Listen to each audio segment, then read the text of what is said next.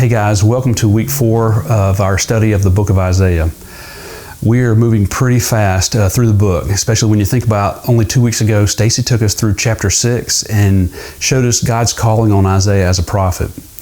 And then last week in chapter 7, Greg showed us how we have a choice to trust God's provision in leading, or we can create our own path of escape when we're in trouble. And if we do so, the pain and suffering are sure to follow.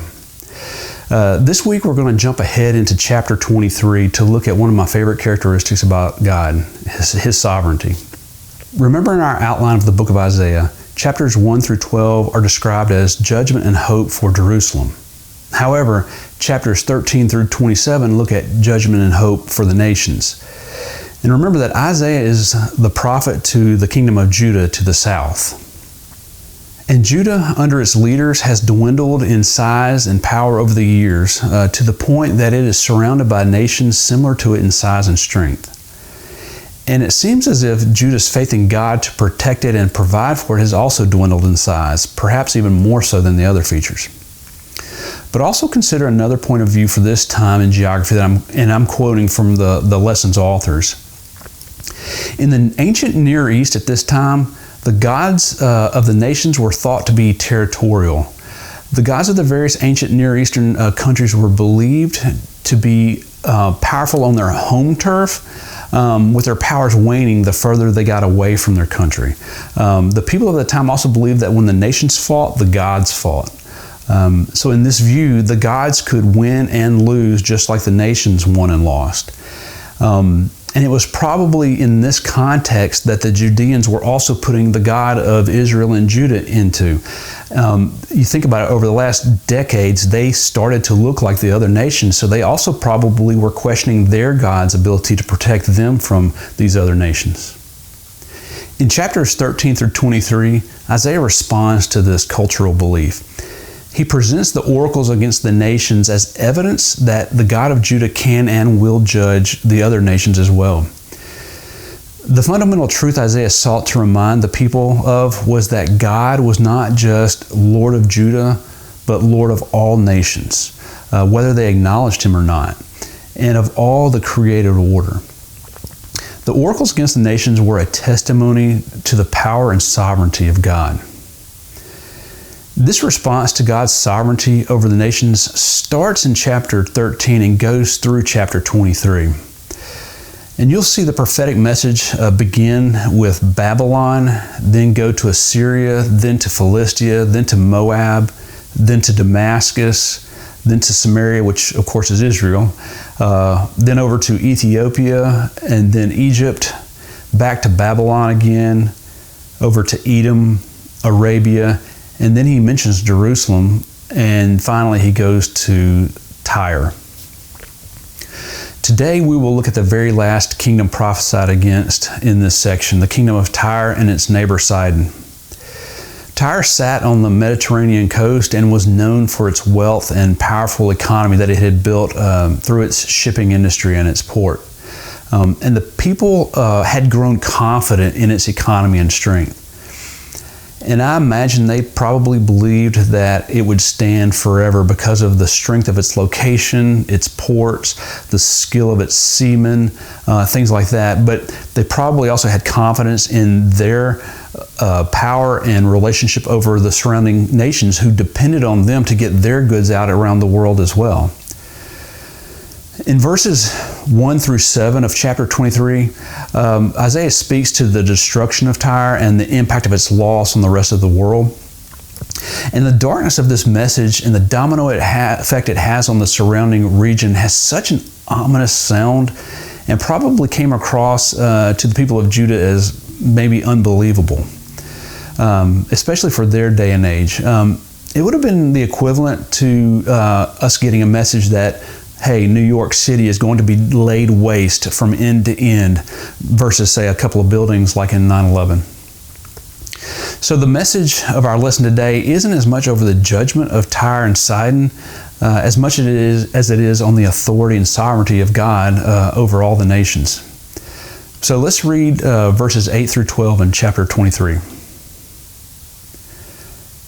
Who has planned this against Tyre, the bestower of crowns, whose merchants were princes, whose traders were the honored of the earth? The Lord of hosts has planned it, to defile the pride of all beauty, to despise all the honored of the earth.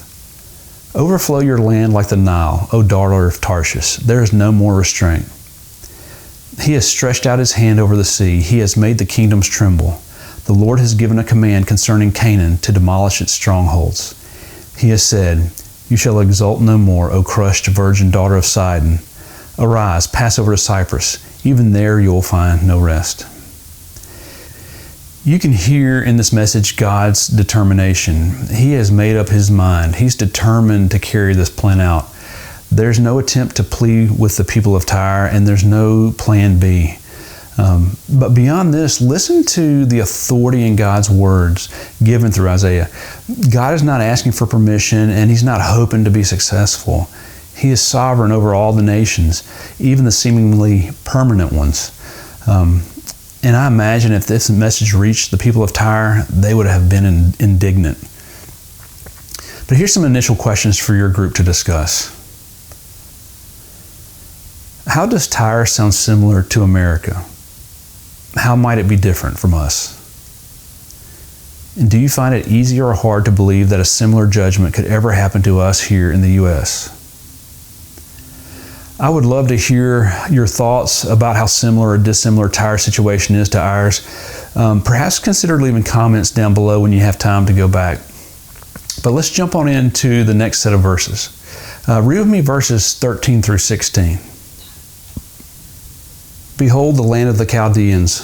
This is the people which was not. Assyria appointed it for desert creatures. They erected their siege towers. They stripped its palaces. They made it a ruin. Wail, O ships of Tarshish, for your stronghold is destroyed. Now in that day Tyre will be forgotten for 70 years, like the days of one king. At the end of 70 years it will happen to Tyre as in the song of the harlot. Take your harp, walk about the city, O forgotten harlot. Pluck the strings skillfully, sing many songs, that you may be remembered. This message to Tyre was probably not as much for Tyre's sake as it was for Judah's. God wasn't negotiating with the nation of Tyre, and I doubt that Isaiah had the message delivered to them or any of the other surrounding nations.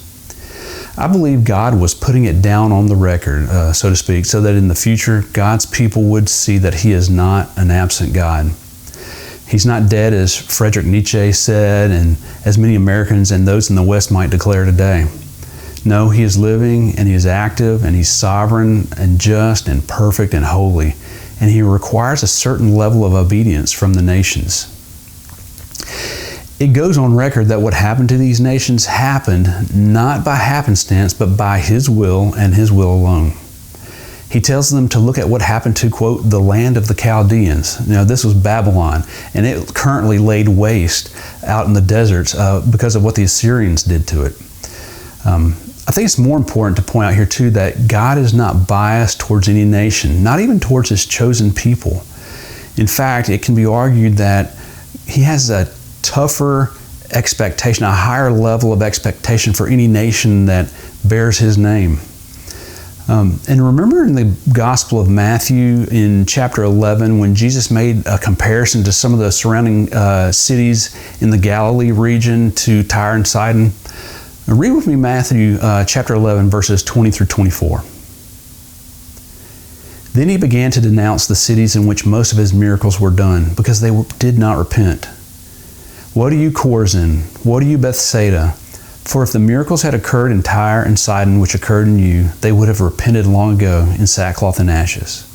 Nevertheless, I say to you, it will be more tolerable for Tyre and Sidon in the day of judgment than for you. And you, Capernaum, will not be exalted to heaven, will you? You will descend to Hades. For if the miracles had occurred in Sodom which occurred in you, it would have remained to this day. Nevertheless, I say to you that it will be more tolerable for the land of Sodom in the day of judgment than for you. Wow, that is sobering. The more we know about God, the more it seems we are held accountable. I guess really this whole lesson is sobering. Israel and Judah and the entire region was in a dark place morally, and God was ready to act. Where was the hope? Where was the light of hope for the people? So here's some more questions for your group. If God sent this same message to us today, what do you think our response would be like? What do you think our country's response would be like? What events in our country might be warning signs from God? And what can we do differently today, tomorrow, and this week to give us any chance of having a different outcome than Tyre's? Again, this was a very dark time for the kingdoms of the Near East. One can argue perhaps very easily that it is also a dark time in our generation. But is there any ray of hope? Let's read verses 17 and 18. It will come about at the end of 70 years that the Lord will visit Tyre. Then she will go back to her harlot's wages and will play the harlot with all the kingdoms on the face of the earth. Her gain and her harlot's wages will be set apart to the Lord. It will not be stored up or hoarded, but her gain will become sufficient food and choice attire for those who dwell in the presence of the Lord. So Tyre eventually does get restored, but not like you and I were probably hoping. They seem to go back to their old ways of placing their hope in themselves and in their wealth. They seem to forget again to look to God and acknowledge Him as their source of provision. And again, God in His sovereignty knows what He will do with their wealth. He will ultimately use it for His glory. I think it's easy, though, to judge the people of Tyre as carnal, earthy, secular, but perhaps we should guard ourselves lest we find that we can do the same thing or even have done the same thing. Remember how after 9/11, churches saw record attendance and potential for revival seemed to be growing in our nation. But just a few years later now, we seem to be worse off than we were on September 10th. But I can probably look as close as my own life and see where I've lapsed back into my own little world of comforts, forgetting that God can take them away anytime He wishes. Discuss these last few questions with your group. Can you point to times when you have forgotten the lessons God taught you and you fell back into a lifestyle of comfort and maybe even indulgence? When we find ourselves comfortable, how can we wake ourselves up and refocus our hearts and minds on God? I know this can be a dreary lesson, but we do have every reason to hope, even in these present days. God has given us every reason to hope. He loves us, He cares for us, and He is speaking to us. Let's take advantage of the time that He has given us. I hope you have a great week. Please give us the feedback that we look for. Let us know how things are going and if we can do anything for you. We love you. Take care.